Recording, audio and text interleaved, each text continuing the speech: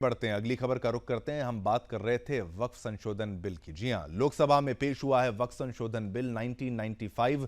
वक्फ act में यह संशोधन है, जेपीसी के पास जा सकता है, यानी जॉइंट पार्लियामेंट कमेटी के पास ये जा सकता है। और ये बिल, वक्फ बिल जो को जेपीसी में भेजने की सिफारिश की जा रही है, और विपक्ष ने संशोधन बिल का विरोध कर दिया है। विपक्ष न जाने क्यों इस बिल से तिलमिला गया है, परेशान है, अपनी खींच निकाल रहा है। और किरण रिजिजू ने धमाकेदार अंदाज में हर सवाल का जवाब यहां पर दिया है। सदन में मौजूद सभी लोगों के सामने उन्होंने जो बातें कही हैं वो भी आपको सुनाएंगे। लेकिन ये संशोधन जो है बहुत महत्वपूर्ण था, जेपीसी के पास जा सकता है। और ये पॉइंट आपको मैं अगर बताऊं, महत्वपूर्ण बिंदु जो बताऊं, विपक्ष ने संशोधन बिल का विरोध किया है। ये धर्म की अस्वतंत्रता पर, ये स्वतंत्रता पर हमला है। आप ये देखिए, ओवैसी कह रहे हैं कि भाई धर्म की स्वतंत्रता पर ये हमला है। तो कौन सी धर्म की स्वतंत्रता पर यहां पर हमला है, ये ओवैसी आके बताएं। क्योंकि जो वक्फ है, ये सरकार कह रही है वो चंद गिने हुए लोगों के पास जो है, उनके पास ये पूरी वक्फ बोर्ड है। और वहां पर जिस लेवल पर भ्रष्टाचार हो रहा है, जैसे करप्शन हो रहा है, 200 करोड़ का रेवेन्यू अगर 8 लाख से 9 लाख हेक्टेयर की जमीन पर आता है, प्रॉपर्टीज पर आता है, तो ये डरा देने वाला ऐसा भ्रष्टाचार का उदाहरण है जो सभी के सामने है, एक आईने के तौर पर सभी को समझना चाहिए। और ओवैसी जैसा नेता अगर कहता है कि भाई धर्म की स्वतंत्रता पर हमला है, तो उस पर कोई उसकी क्रेडिबिलिटी नहीं है ओवैसी की।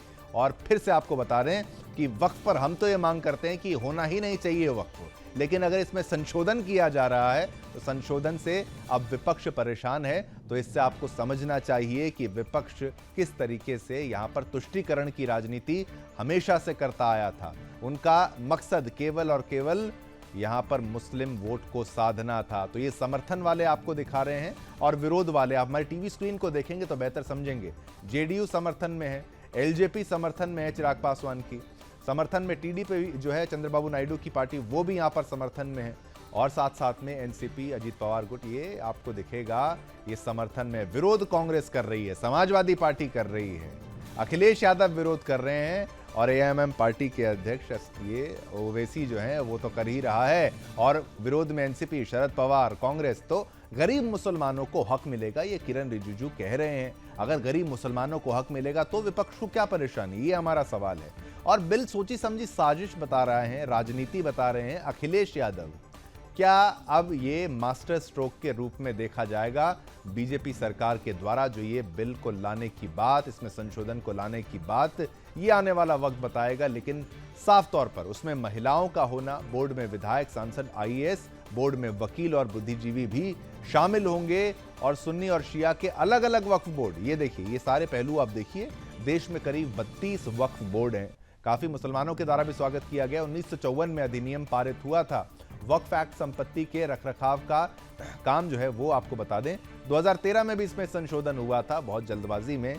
उसी पर यहां पर शंका जताई जा रही है। वक्फ एक्ट संपत्ति के बारे में आपको बताएं, जिस तरीके से इतनी ज्यादा जमीन उनके पास है, उसका मूल्यांकन, उसका इस्तेमाल, उसका रेवेन्यू कैसे होता है, कहां से आता है, कहां वो पैसा जाता है, ये चंद अमीर उन प्रभावशाली परिवारों के पास इसका पूरा, आप समझिए, दारोमदार है, पूरी इसके पास कंट्रोल में उन लोगों के पास है जो गरीब मुसलमानों की हक को मार रहे हैं, ये आरोप लगाया जा रहा है। और मुसलमान खुद ये चाहते हैं कि भाई चंद लोगों के कब्जे से ये वक्फ बोर्ड जो है वो आज़ाद हो जाए, और संशोधन से गरीब मुसलमानों को यहाँ पर हक मिलेगा। और ख़ास तौर पर महिलाओं को भी इसमें शामिल करना, एक ऐसा फैसला, सरकार की निगरानी में सब कुछ होना, ये महत्वपूर्ण फैसला कि भाई वक्फ आखिर खुद को समझता क्या था।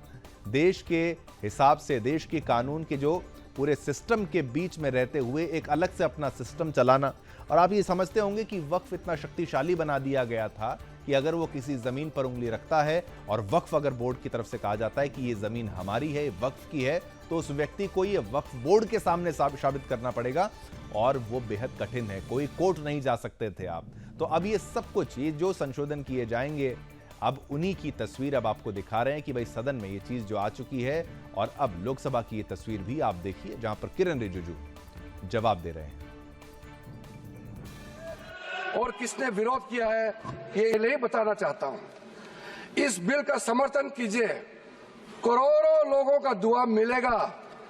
अगर आप विरोध करोगे, चंद लोगों ने पूरा वक्फ बोर्ड को कब्जा करके रखा हुआ है, और आम मुसलमान लोगों को जो न्याय इंसाफ नहीं मिला उसको सही करने के लिए ये बिल लाया गया है। इतिहास में दर्ज होगा कि ये बिल को कौन कौन समर्थन किया है और किसने विरोध किया है, ये इतिहास में नाम दर्ज होगा। इसलिए इस बिल का विरोध करने से पहले आप सोचिएगा करोड़ों गरीब महिलाओं का, बच्चों का, गरीब मुसलमानों का। सर, सबसे पहले मैं सर जो खामियां ये 2014 से लेकर के आज तक ये 1990 कई यहाँ इस मुद्दे को लेकर के कमेटियां और अलग अलग जगह में इसका विवरण किया गया है। सबसे पहले सर संशोधन लाया गया वक्फ बोर्ड के कानून में, ये मुसलमान विरोधी है। कहां से ये मुसलमान विरोधी है? कौन सा इसका कानून मुसलमान विरोधी बताता है? यहाँ उदाहरण दिया जा रहा है कि अयोध्या की मंदिर, गुरुवायु, अरे मंदिर और संस्था में अगर अंतर आपको नहीं समझ में आ रहा है तो आप कौन सा तर्क खोज रहे हैं? अरे ये मंदिर नहीं है, आपके मस्जिद को छेड़छाड़ करने का प्रयास नहीं किया जा रहा है। यह एक कानून से बना हुआ संस्था है। उस संस्था को पारदर्शी बनाने के लिए कानून बनाया जा रहा है। पारदर्शिता होना चाहिए। कोई निरंकुश संस्था कोई भी कानून से, वक्फ बोर्ड कैसे बना? वक्फ बोर्ड किसी कानून से बना है, और कानून से बना हुआ कोई भी संस्था अगर निरंकुश होगा तो उसमें पारदर्शिता लाने के लिए सरकार को हक है, अधिकार है कानून बनाने का। अब ये उसकी तुलना कर रहे हैं, मंदिर से। ये मंदिर से कहां उसका मतलब है? कोई धर्म के नाम पर बंटवारा। सर, सूबाई हुकूमतों को इख्तियार दिया गया। सर, हिंदू एंडोमेंट में जो कर्नाटका और तमिलनाडु में है वहां कोई मुस्लिम नहीं हो सकता। और 26 में आर्टिकल 26 का वायलेशन है। 4 धाम में ये लिखा हुआ वाज़ेह तौर पर कि सिर्फ हिंदू होगा। बिहार, उड़ीसा में भी यही लिखा हुआ है। पंजाब, हरियाणा में गुरुद्वारा प्रबंधन कमेटी में सिर्फ सिख होगा ओनली, और ये उनका अधिकार है, इसको माना गया है। लेकिन मुस्लिम के साथ में यह न्याय क्यों है? सर मैं आपकी तवज्जो के चाहता हूं, दुनिया का सबसे पहला वक़्फ़ खाने काबा मक्के में है। क्या हम उसके ऊपर भी सवाल उठाएंगे कि वहां पर भी हमारा कोई हिंदू भाई हो? हम अपने वकार को, अपनी इज्जत को, अपने मुल्क की, अपने शान को, अपने संविधान को खुद अपने पैरों तले रौंद रहे हैं, और वक़्फ़ महिलाओं को दे रहे हैं। मुझे यकीन है कि आप बिल्किस बानो को और ज़किया जाफरी को मेंबर बनाएंगे, मुझे यकीन है। मैं आपसे जानना चाह रहा हूं सर कि ये जो आप बिल ला रहे हैं, आप देश को बांटने का काम कर रहे हैं, जोड़ने का काम नहीं कर रहे हैं। आप दुश्मन हैं मुसलमानों के, उसका सबूत ये बिल है। Thank you sir. माननीय अध्यक्ष जी। मैं अध्यक्ष जी बहुत धन्यवाद देना चाहता हूं आपका। मैं माननीय सदस्य NK प्रमाचंद्रन जी ने जो कहा और माननीय सदस्यों ने जो कहा, मैं उससे अपनी बात को जोड़ता हूं। ये बिल जो इंट्रोड्यूस हो रहा है, ये अध्यक्ष महोदय बहुत सोची समझी राजनीति के तहत हो रहा है। से हड़बड़ी में ये सरकार इस बिल को लेके आई है, बिना रिसर्च किए हुए, बिना अपनी तैयारी पूरा किए हुए। तो मुझे लगता है मंत्री महोदय भी कंफ्यूज थे और सरकार भी कंफ्यूज थी। जिस तरह से अपोजिशन जो प्रश्न उठा रहे थे उसका उनके पास जवाब नहीं था, और एक बार कमेटी के पास गई तो हमारा।